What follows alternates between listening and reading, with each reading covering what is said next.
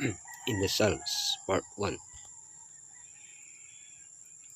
Then I looked, and behold, a lamb standing on Mount Zion, and with him 144,000, having his father's name written on their foreheads.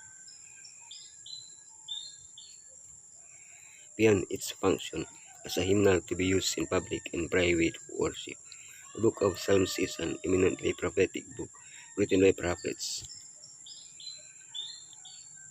The New Testament authors use it as a prophetic text to show that Yeshua was the Messiah. But Psalms are not limited to prophesying about Yeshua's earthly ministry, but are rich in various themes related to the history of redemption. Psalm 122, the Heavenly Sanctuary. Psalm 15 and 24, the Holy Mountain. Psalm 119, the name of Elohim. Psalm 5, the Redeemed. Psalm 51, the Proclamation of the Gospel. The Celestial Sanctuary. I rejoice with those who said to me, "Let us go to the house of the Lord." By studying the details of Israel's sanctuary and temple, we see how Elohim related to his people and how he thought the plan of redemption. By moving the ark, David centralized divine worship in Jerusalem. That was where the house of Elohim was located.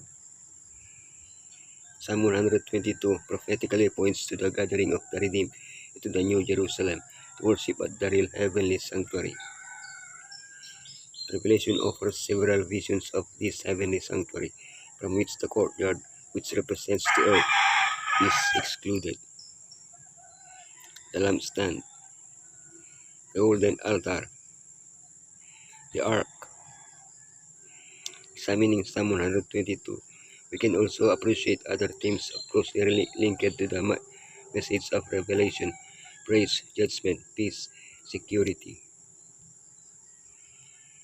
Messiah, our great high priest, is a minister of the sanctuary and of the true tabernacle, which the Lord builds and not man.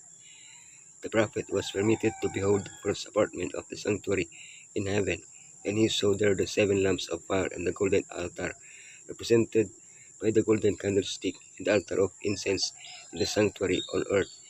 He beheld the ark of his testament, represented by the Sacratus, constructed by Moses to contain the law of Elohim. Moses made the earthly sanctuary according to the fashion that he had seen. Paul declares that the tabernacle and all the vessels of the ministry, when completed, were the patterns of things in the heavens. And John says that he saw the sanctuary in heaven. That sanctuary in which Yeshua ministers in our behalf is the great original, of which the sanctuary built by Moses was a copy. The holy mountain. Lord, who may dwell in your sacred tent, who may live on your holy mountain. Mount Zion occupied part of the city of Jerusalem, and the extension was used to name the hill where the temple was built, originally called Mount Moriah. It is also called the Holy Mountain, as it is a symbol of Elohim's throne. In prophetic writings, it is used to define the place where the redeemed will gather, who will be able to stand on Mount Zion with Yeshua. Psalm 15 and 24 define the characteristics of those who are worthy to be there. He who walks uprightly does righteousness and does not lie. He who does not slander does no harm to his neighbor, nor does he allow evil to be spoken of. He who honors those who fear Elohim does not change, even if it is detrimental. He who does not love money nor can be bribed. He who has clean hands and a pure heart, who is neither proud nor a liar.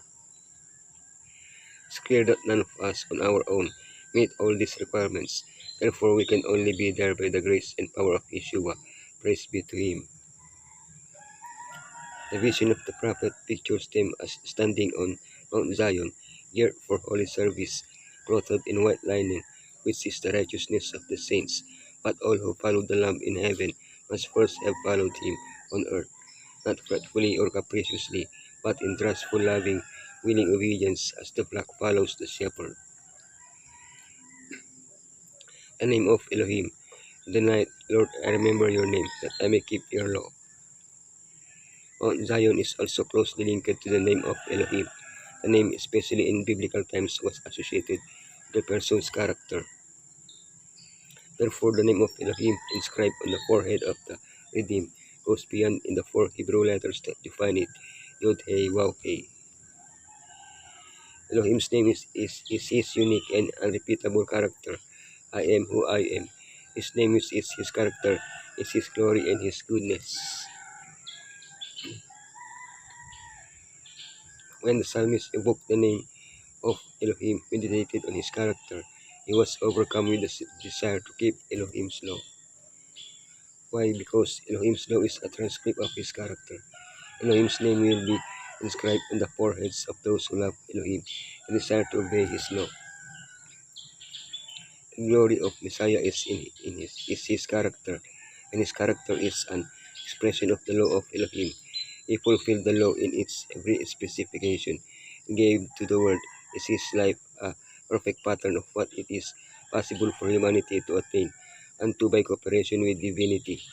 In his humanity, Messiah was dependent upon the Father, even as humanity is now dependent upon Elohim for divine power in attaining unto a perfection of character.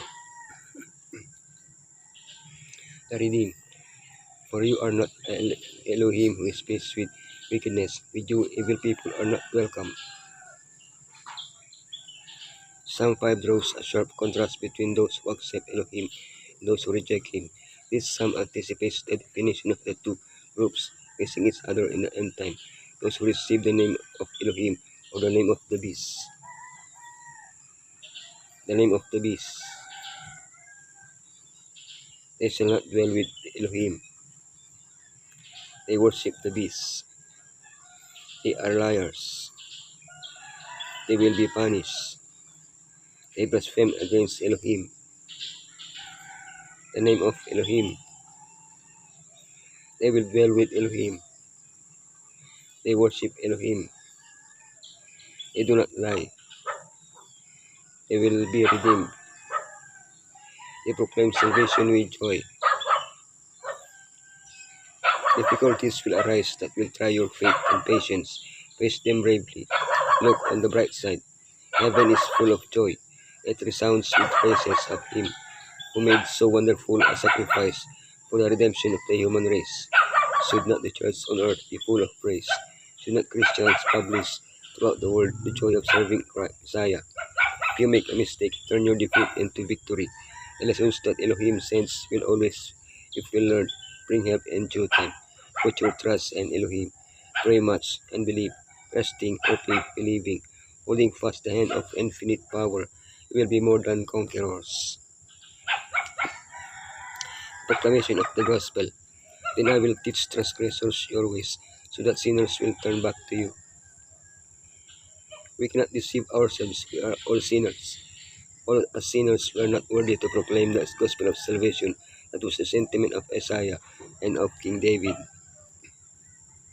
But there is good news. Our experience can be the same as that of these two prophets. Both were forgiven of their sin, and both began proclaiming Elohim's message to the world. After the threefold message proclaimed to the world in the last generation, the last two are a call to abandon sin. Therefore, it is essential that before pointing out sin, its solution be proclaimed through the first message, the everlasting gospel. The prophecies in the 18th of Revelation will soon be fulfilled. During the proclamation of the third angel's message, another angel is to come down from heaven, having great power, and the earth is to be lightened with his glory. The Spirit of the Lord will so graciously bless consecrated human instrumentalities that men, women, and children will open their lips in praise and thanksgiving, filling the earth with the knowledge of Elohim, and with his unsurpassed glory, as the waters cover the sea. Central theme of the Bible, the theme upon which every other in the whole book clusters, is the redemption plan, the restoration in the human soul of the image of Elohim. From the first intimation of hope in the sentence pronounced in Eden to that last glorious promise of the revelation, they shall see his face, and his name shall be in their foreheads. The burden of every book and every passage of the Bible is the unfolding of this wondrous theme means uplifting the power of Elohim, which gave us the victory through our Lord Yeshua Messiah.